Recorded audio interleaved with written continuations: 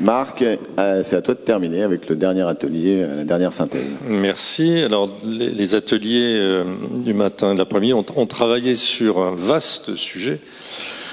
Le rapport au service public en général est appliqué au tourisme. Alors on est dans le sujet qu'à voir aujourd'hui. On est malheureusement un peu moins nombreux maintenant parce que voilà, le service public aujourd'hui a suivi une certaine discontinuité, mais c'est comme ça. Merci et bravo à ceux qui sont restés.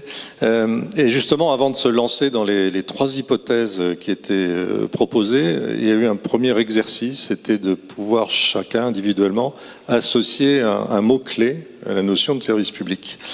Et ce qu'il en ressort, alors il y a très peu de choses négatives, parce qu'on a entendu un peu de lourdeur administrative, de technostructure, de millefeuille, parce qu'on a tout de suite ramené aussi à nos OGD.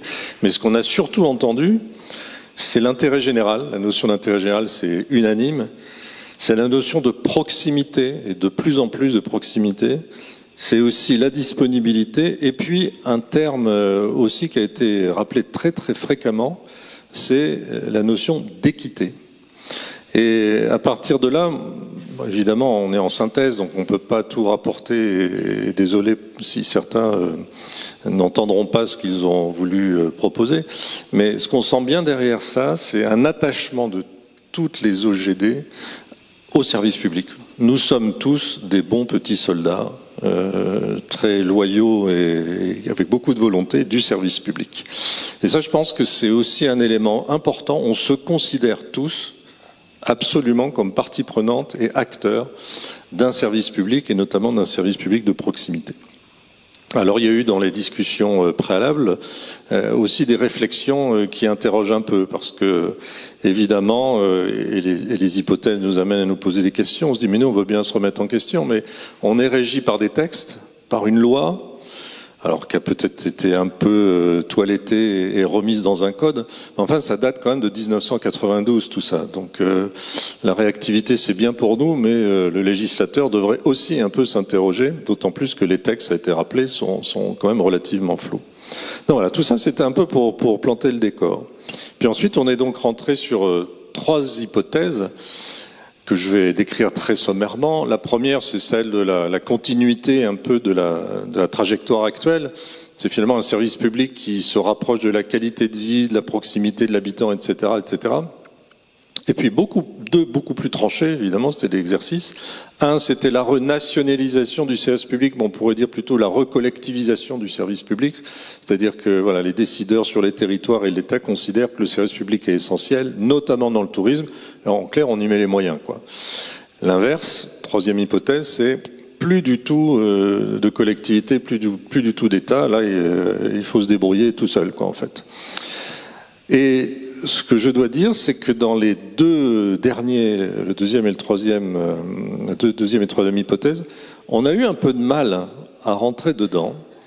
Et en fait, c'est parce qu'on s'autorise pas. Je disais tout à l'heure qu'on est des bons petits soldats du service public. On est tellement des bons petits soldats et des élèves, alors imaginatifs certes, et tout ce qui a été dit le démontre, mais on est tellement bien élevés aussi qu'à un moment donné, on s'autorise pas à aller beaucoup plus loin dans un sens ou dans un autre. Et alors ça n'a pas empêché d'avoir des propos et des propositions extrêmement intéressantes, mais on sent bien qu'on est tellement attaché à ce service public et qu'il nous paraît tellement éternel qu'on ne l'imagine pas disparaître totalement et on ne l'imagine pas revenir à des temps, alors je ne sais pas s'ils sont glorieux ou pas, ou en tout cas où le service public pouvait tout. À partir de là, il y a des mots-clés qui ressortent, quelles que soient les hypothèses sur lesquelles on a travaillé. Il y a évidemment la proximité, mais ça c'est transversal à tout ce qu'on a entendu pendant ces 2 jours et pendant les restitutions. Le touriste, oui, l'habitant, c'est extrêmement important. Et du coup, quand on parle de l'habitant et donc du local, ça veut dire qu'on resitue le périmètre d'action de l'OGD bien différemment de ce qu'il est aujourd'hui. Je vais y revenir dans quelques instants. Le deuxième point, le deuxième mot-clé de l'évolution des OGD, quelle que soit l'hypothèse, c'est la réactivité. Il faut aller vite. Ce qui doit nous distinguer des autres, c'est notre capacité à répondre très rapidement à des problématiques qui nous sont posées.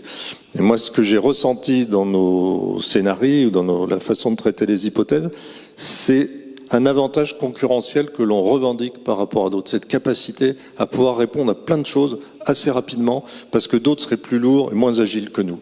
C'est une revendication, quelle que soit l'hypothèse. Puis le troisième point, qui est extrêmement intéressant, c'est la notion d'utilité. C'est toujours se dire, attention, ce que je fais, je dois réfléchir en quoi c'est utile au collectif, à la société, à l'habitant, aux touristes, etc., etc.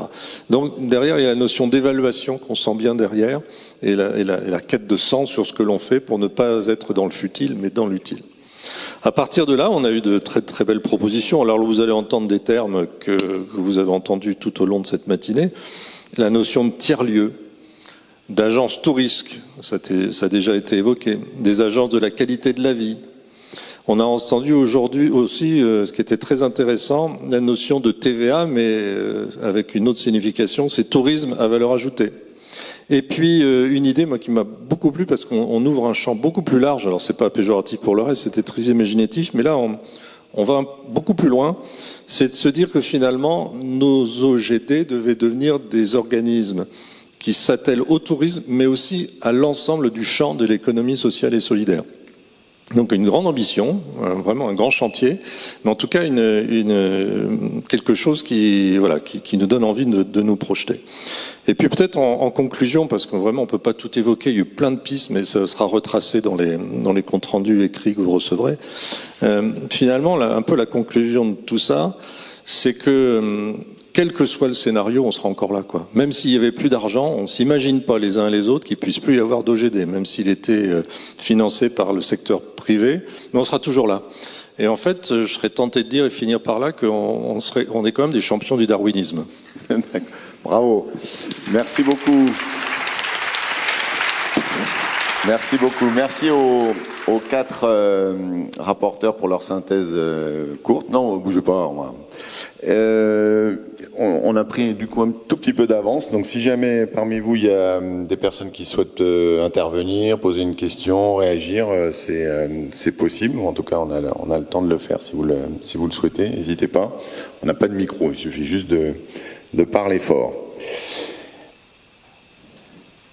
Pas de questions, pas d'intervention. Donc on va passer à la phase finale, c'est-à-dire, alors oui, pour le coup, ça serait bien que vous descendiez, comme ça on verra tous les mots, ou alors vous remontez un petit peu l'écran et vous allez avoir 2 slides de nuages de mots. Donc Véronique va vous expliquer tout à l'heure un petit peu le process pour la restitution, quand est-ce que vous allez retrouver l'ensemble des matériaux qui ont été produits, et sous quelle forme et dans quel délai ça va vous revenir. Voilà, donc prenez le temps de les lire, vous pouvez faire des photos si vous y arrivez.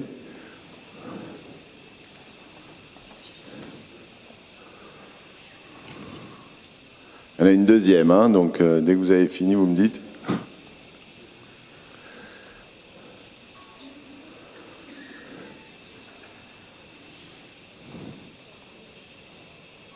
Je peux enchaîner? Non, pas encore. Allez, le suivant, il y en a un peu moins.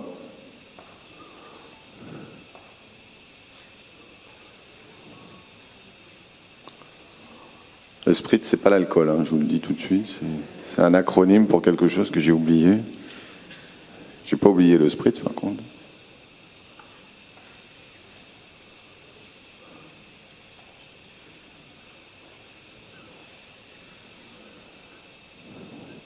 Bien, donc dernier petit exercice auquel on tient, parce que c'est quand même l'objectif des rencontres ADN Tourisme, c'est que vous repartiez avec quelque chose de concret qui vous a marqué, qui vous a intéressé. Donc, dernier petit exercice pour terminer ces 2 jours, vous vous tournez vers votre voisin ou votre voisine et vous lui posez la question, qu'est-ce que tu as retenu? Et une fois qu'il a répondu, la question vous revient dans l'autre sens. Allez-y, vous avez 3 minutes. Et ensuite, Véronique va conclure nos travaux. Allez, 5 minutes ou moins si vous voulez. Bon, qu'est-ce que tu as retenu? Rien?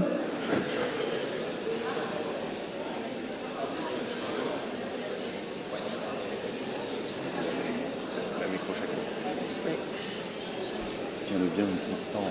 Ah, comme ça. Pas trop bas parce que c'est... Oui. On va se mettre là. Ouais.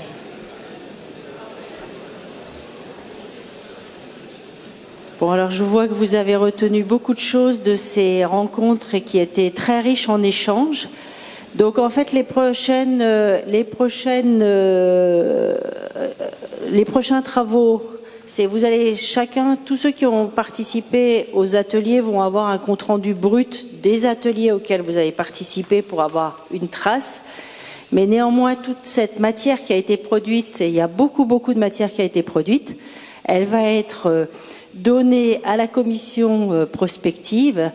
Et le prochain rendez-vous, ça sera le congrès de 2023, puisqu'il va y avoir à nouveau un travail avec toute la richesse que vous avez produite ensemble et collectivement. Et à ce titre, je tenais vraiment à remercier sincèrement toute la commission prospective qui a présenté les enjeux de toutes les variables que l'on a étudiées. Ça représente un gros travail. C'est 1 an et demi de travail sur les différentes thématiques et je crois qu'on peut les applaudir pour vraiment tout le travail qu'ils ont fait, accompagné par Jean-Luc, notre animateur, et en interne par Mathieu, donc et animé par Marc, mais je tenais vraiment à les remercier sincèrement. Merci beaucoup Véronique.